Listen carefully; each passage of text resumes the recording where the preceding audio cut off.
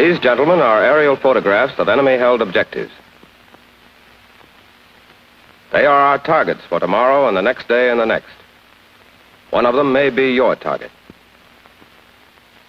They are the reason for your being here. The reason for all the vast equipment assembled in this and other bombardier schools. For the instructors here to train you. For the pilots here to fly you on your missions. In all likelihood, some one of you now sitting in this room will see one of these targets, not projected on a screen, but moving under the crosshair of your bomb sight. And where will they fall, those bombs of yours? On the runway of this Japanese-held airfield? Or 100 feet off? 500 feet? That will depend on how well you'll have taught your fingers and your eyes to match the precision that has been built into your Norden bomb sight. It will depend even more on how well you will have developed your imagination. Yes, that's right, imagination.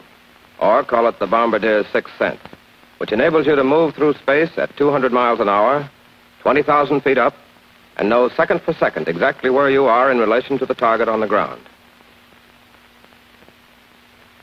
How about you, mister? Yes, you look as if you were getting kind of snarled up with your homework.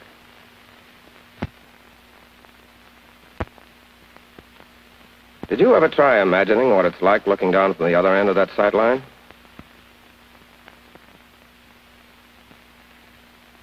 Well, why don't you try it? That's pretty good imagining. Okay, let's start. Let's figure out just what that bomb sight's supposed to do. Maybe I can help you. That's right. First, you line up the sight on the target.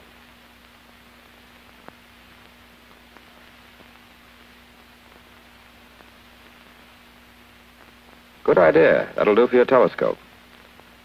Yes, and then you find a way of measuring the angle between your sight line and the vertical.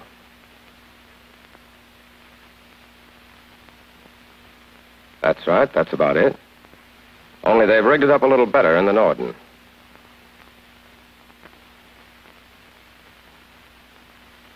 That pitching and rolling is all taken care of, too.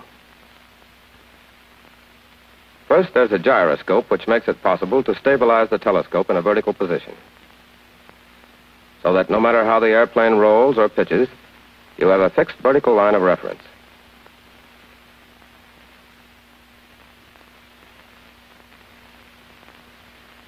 Then, to take care of the sighting line, there's a rotating mirror underneath the telescope.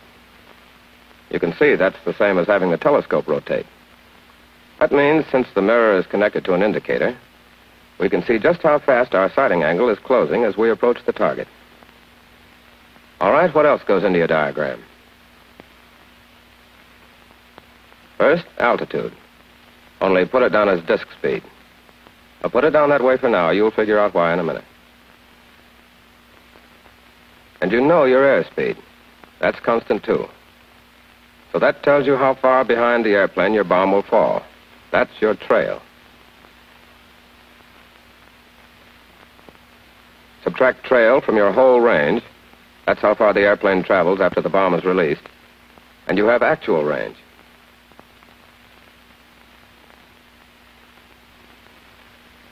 That means you've got your range angle, the most important thing of all.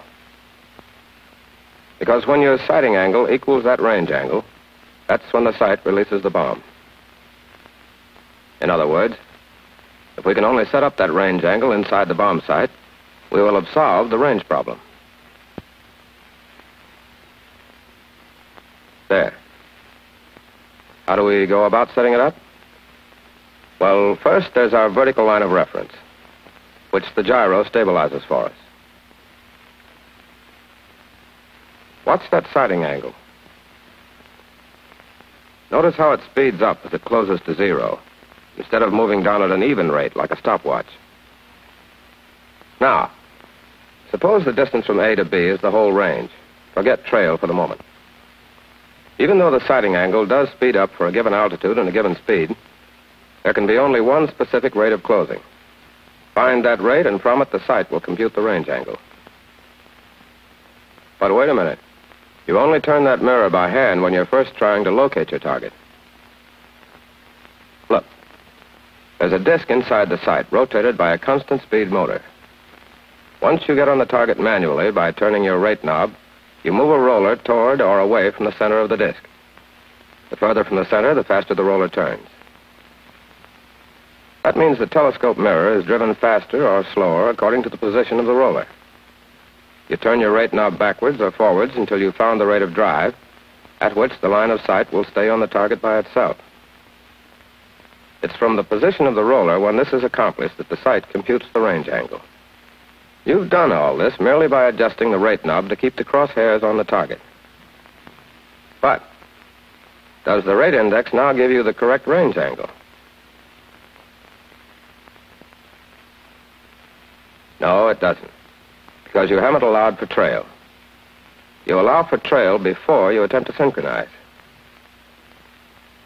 That's what the trail arm is for. When you start your run, you've already set your trail at the correct reading for your airspeed and the type of bomb you're using. By doing this, you move the roller independently of the rate indicator. Since this means you speeded up your rate of drive beforehand, this calls for a different adjustment of your rate knob and rate indicator to achieve synchronization. In other words, before we start measuring our rate of angular closing, we preset our rate mechanism to allow for the difference between whole and actual range. Does that take care of everything? What's the matter? Oh, the disc speed. Well, that's very simple. The lower, the faster. Yes, that's what it amounts to. You can figure it out for yourself. Remember, we're dealing in angular velocity, the rate of the closing of the sighting angle. Suppose that represented an airplane flying at 10,000 feet altitude. Now, suppose you were flying at only 5,000 feet, but still at the same speed. In that case, you have only half as long for the sighting angle to close to zero. Therefore, the rate of closing must be twice as great. In other words, the angular velocity of closing varies inversely with the altitude. So, before you try to synchronize, you set in the proper disc speed for the altitude you're bombing from. Then, when you clutch in and synchronize with your rate knob, the Bombsight gives you the correct rate angle setting for the particular altitude at which you're flying. After that, the Bombsight does the rest.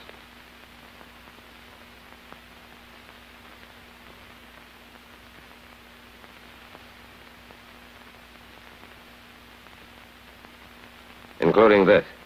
So now you understand how the range problem is solved by the Bombsight. But what about... Hey, where are you headed for?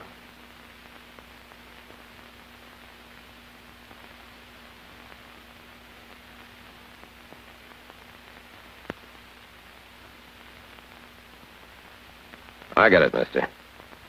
You're going to put that imagination and a few gadgets to work figuring out the course problem.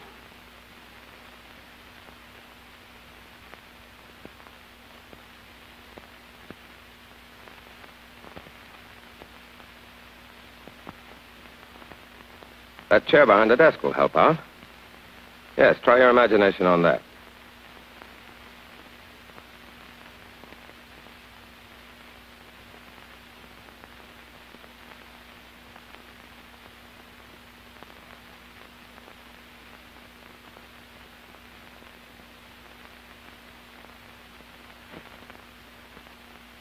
And there's your airplane.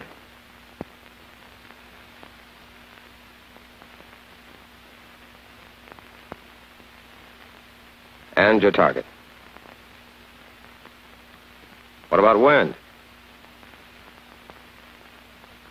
Okay, that's your wind direction.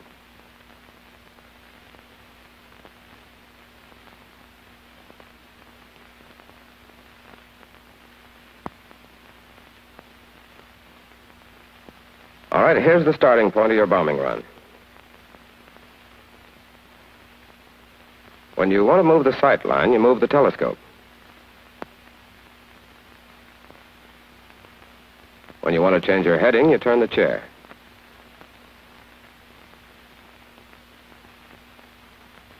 Sight on target, then shove off. Aren't you going to allow for that wind blowing you off course?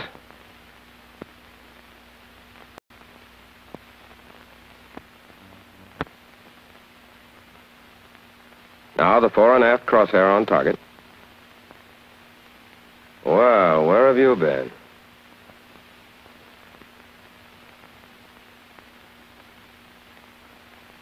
You'd have quite a time synchronizing on a course like that, wouldn't you? All right, go back to where you started.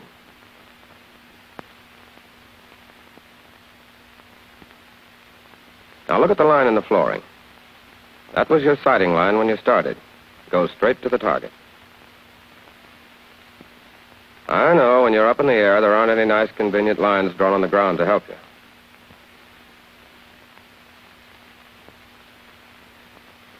Your bomb sight, though, gives you the equivalent of them. Remember how the sight's made in two parts? Underneath, there's the stabilizer. And in that, there's another gyro, only it has a horizontal axis. Above that is your sight. The stabilizer is fixed in the longitudinal axis of the airplane. But you can keep turning the sight so that it's always pointing at the target. But the sight is also connected to the stabilizer by rods. By these, the gyro controls the position of the sight so that no matter how much the airplane yaws, the sight will always point in the same direction. But, and this is what's important here, the gyro gives you a constant reference in azimuth. Let's see how it works. Suppose you're coming onto the course from there. You haven't got your gyro clutched in, so you simply point the sight at the target. You have the target under the fore and aft crosshair, so you clutch in the gyro. Now go ahead. Only don't forget the wind.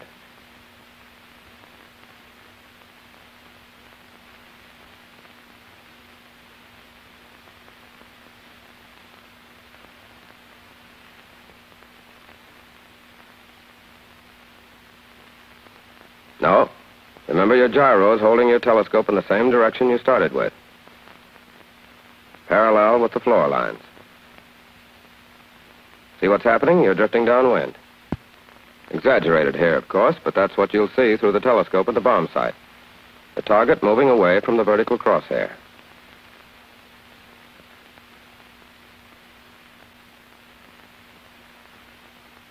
So what do you do about it? That's right. You turn the sight back toward the target.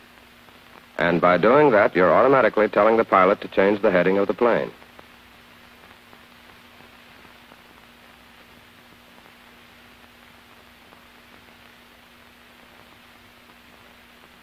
That target's still drifting off.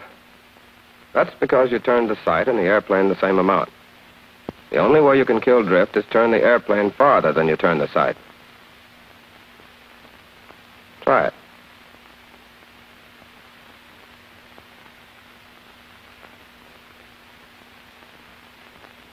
Never mind keeping that telescope on the target. Get your drift killed first. There you are. Hold it. Don't change the angle of that telescope. Just lower it the way it is. See the angle it makes with your heading line?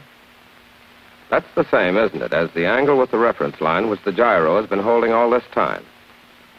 Well, that's your drift angle. The angle you must set up to get on a collision course over the target. All right, suppose you're in that plane again. And imagine there's a plane just below you on a bombing run. Okay, here's what it would look like. There it is, and you can see its ground track. All right?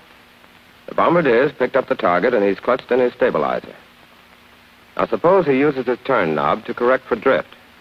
That means he turns the sight and the airplane equal amounts. Well, that didn't get him anywhere. You can see he's still drifting. So now he turns the plane faster than he turns the sight, until finally his sight line and his ground track coincide. In other words, he's established the correct drift angle, and he's on a path parallel to the collision course. Are you worried about not being on target, even though you killed drift? Well, on a real run, you wouldn't have gotten so far off. All right. Once you've killed your drift, how do you get on the target again? Well, simply turn the sight and plane equally.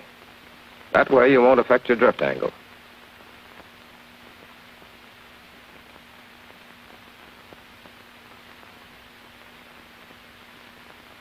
Hey, you dropped that bomb a long time ago.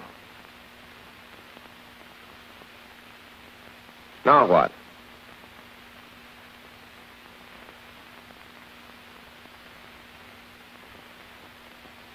You don't miss anything, do you? Not even cross trail. But you're right. That bomb will fall trail distance behind the plane on the line it's heading on. So what do you do about it?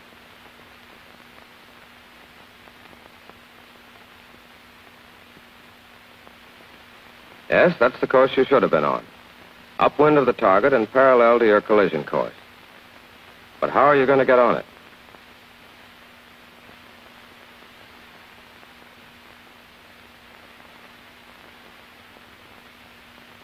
You can't just guess at the cross-trail distance. There's a formula for it. Cross-trail equals trail times the sine of the drift angle. Well, you don't have to worry about the mathematics. The sight takes care of that for you. Look. There's the plane flying over the target on a collision course. You can see where the bomb drops. Cross-trail distance downwind. And here's another plane, coming the same way. Only when it starts to set up its drift angle, it begins to head further upwind. Until finally it's on a course parallel to the collision course, but cross-trail distance upwind. How was that done? Let's see you try it.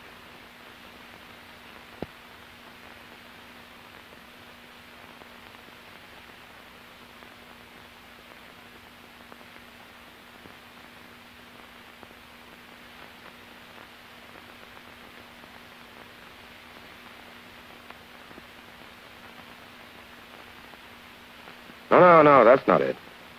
Steering for someplace upwind won't do the trick. In the first place, that would throw off your drift angle. Besides, how would you know where to head for? Hold up that telescope again. Now move it as if you were adjusting it for range. All right, now for direction. Now notice one thing. As long as you kept that bar horizontal, that meant your line of sight was always moving in a vertical plane.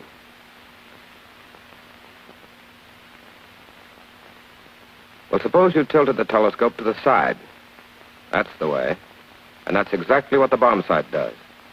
It automatically tilts the telescope so that to stay on the target, you have to move cross-trail distance upwind.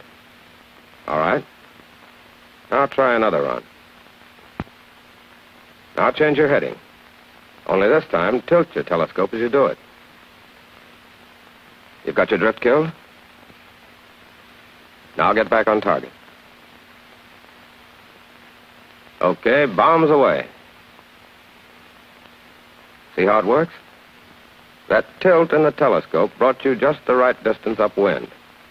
And yet your drift angle wasn't affected. Well, that's about it, mister. Think you've got it all? Range problem, setting up range angle and releasing when the sighting angle matches it, killing drift by setting up a drift angle, and tilting the optics to allow for cross trail. The sight does that one for you. Looks like they're getting ready for a class in here.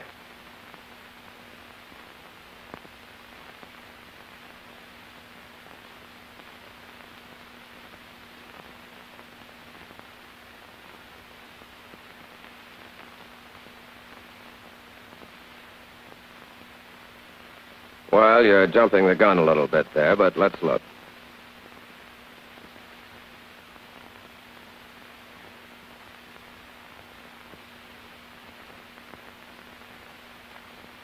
What's the matter? Doesn't it seem so simple now?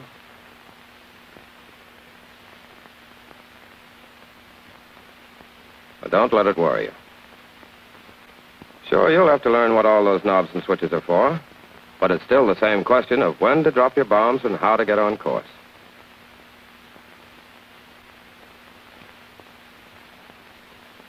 Once you've started on the run, all you need to use are these two sets of knobs.